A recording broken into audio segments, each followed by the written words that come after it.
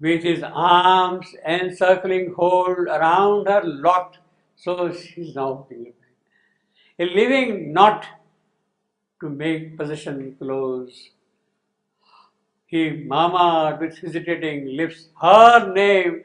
Now hesitatingly, she looks to him so different, so remote, so beautiful, so extraordinary that he is hesitating to call her.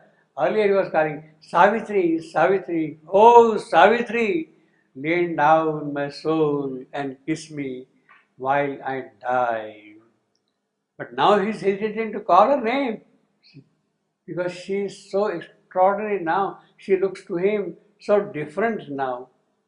With his arms encircling hold around her locked, a living not to make possession close, he murmured with hesitating lips her name and vaguely recollecting, wonder cried.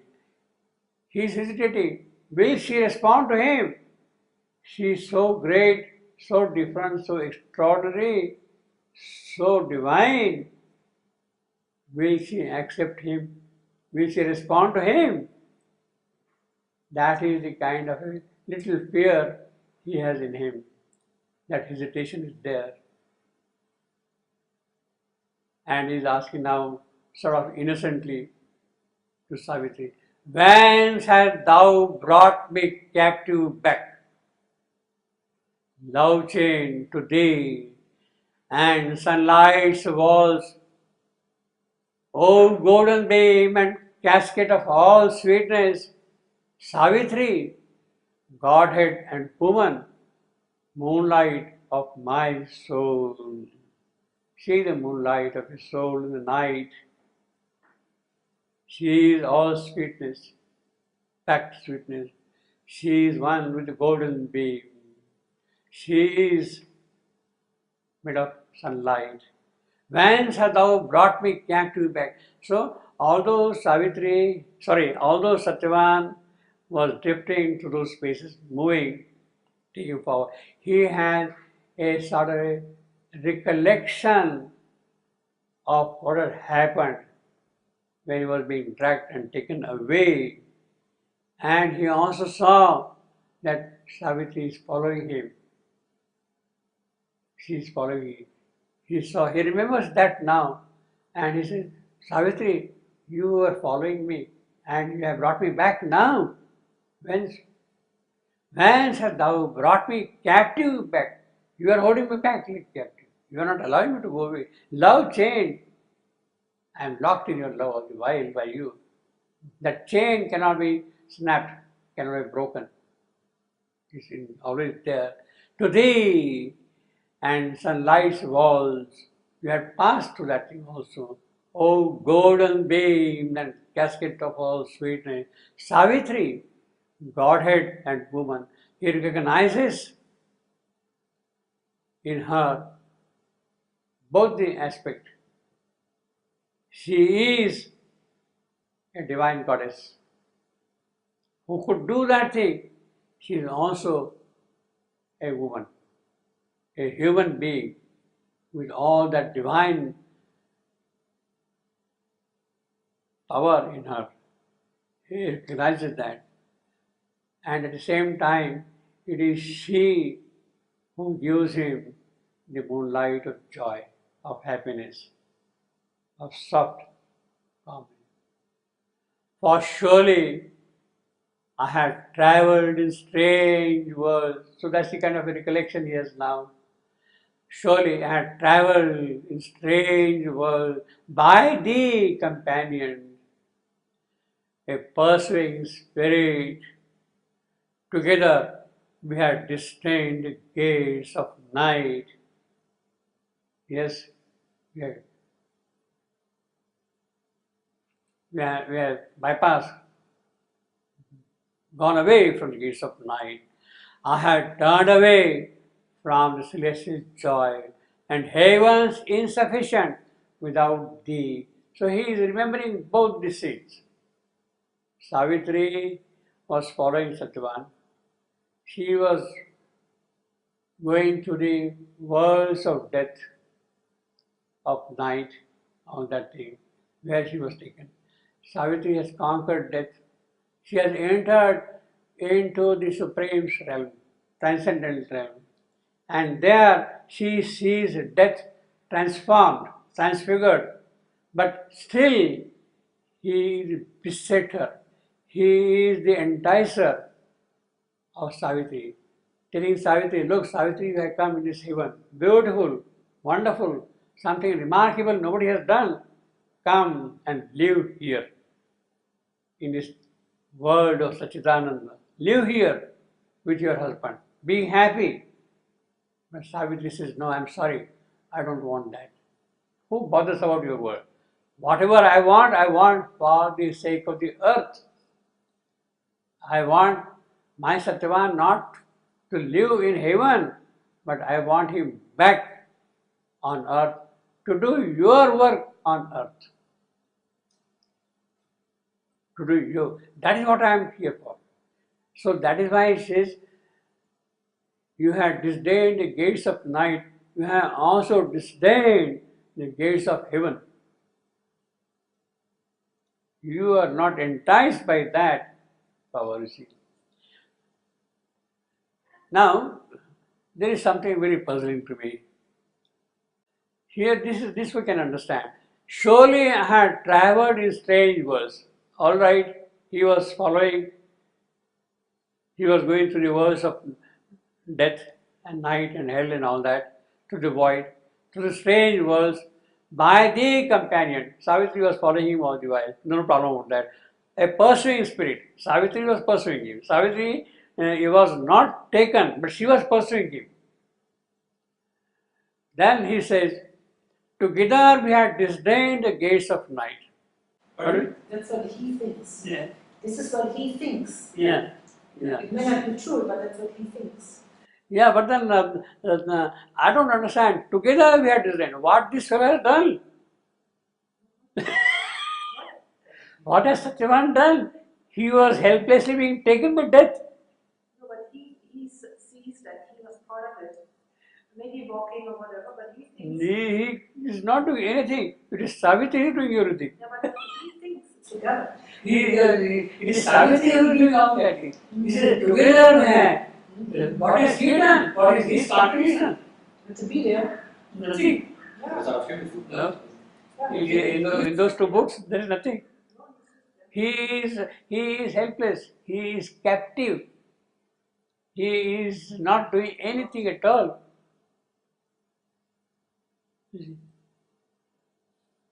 So this together we have, that is, I have to still resolve what that means. What is his actual contribution?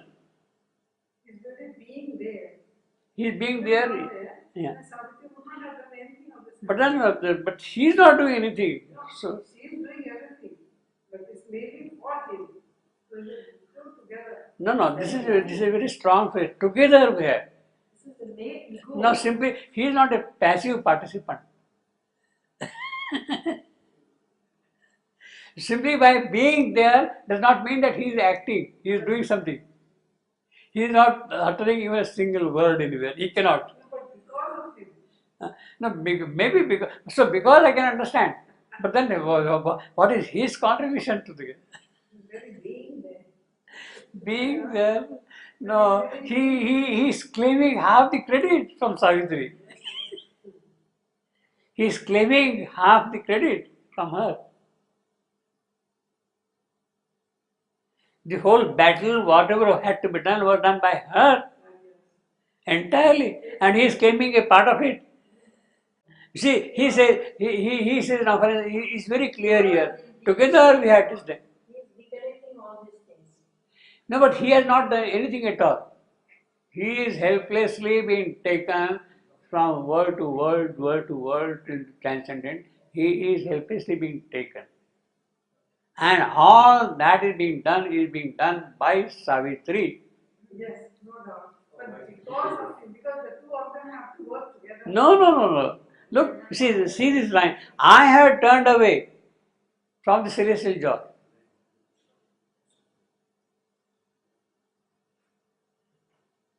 He was turned away. He helplessly has to walk. He was trying to wait. He has to helplessly walk. He is not doing. We had done something. I had turned. He says, I had turned away. This fellow didn't do anything at all. And heaven, that's all right. And heaven's insufficient without thee. That I can understand. In fact, it is Savitri who says that maybe my Satyavan is there in heaven, etc., but I don't want all that thing there. I want everything, whatever I want for the sake of the earth. That is her insistence. That was never said any time by Satyavan. Whatever I want for the sake of the earth, he doesn't say anything. He wants from the earth. So this is a, for me these two lines are a puzzle.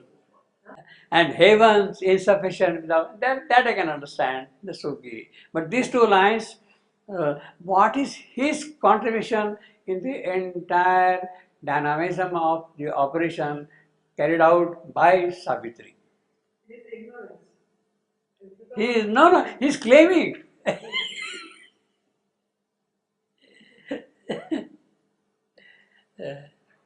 Now this you can understand.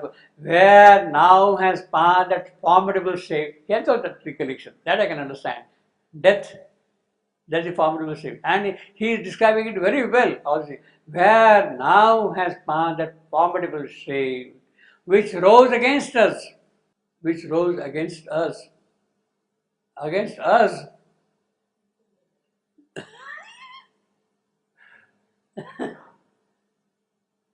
You didn't want to take Savitri. It is Savitri. It is Savitri. The spirit is the void. So, what is death? Here we have got the definition of death. This, it is none but the spirit of void.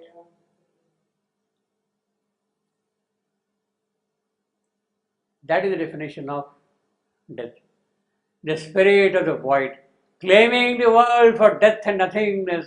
It is who would like to swallow all that is in the creation. Denying God and soul. Well, that is the role, that is the character of death. That is the very nature of the void. Void means what? Swallow up everything, that it disappears from existence. Death and nothingness. This nothingness, the last nothingness. On the first page of Savitri, I got the two nothingnesses, the first and the last nothingness. Claiming the world for death and nothingness, denying God and soul. And then, of course, he says, or was all a dream because he was asleep, so to say, or a vision seen in a spiritual sleep. He wants to confirm it, whether it was a reality or the dream, or a symbol or the oppositions of time, or a mind-lit beacon of significance in some stress of darkness lighting on the way. So he is giving different alternatives. Was it this, was it this, was this? Or a guide or a guiding swimmer to the straits of death, or finding the sakhar of his ray in a gully with a crowded straits of chand, the soul that into the world adventure came, a scout and voyager from eternity. That is the soul. This is the definition of the soul. Soul, a scout and voyager from eternity.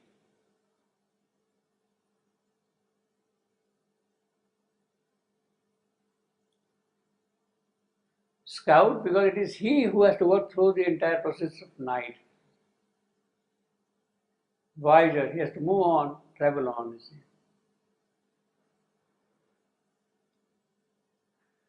So he has given a few alternatives. He is not certain But the first thing is, of course, very clear. The spirit is the void, claiming the world for death and nothingness. That which is very distinct. Now, because he is coming out of the sleep, there is a sort of a haziness in his perception. And therefore, he is giving a number of alternatives. Now, that thing is not there in the case of Savitri. Savitri is very clear, very distinct about what had happened. Satyavan is hazy. He sees that there was a great formidable shape and dragging him and all that. But then at once he has also a feeling that was it a dream? Was it a hallucination? Was it this? Was it that? Was it that? Was it that? You see. Because he is in that state. Savitri doesn't have that haziness at all in a perception, you see.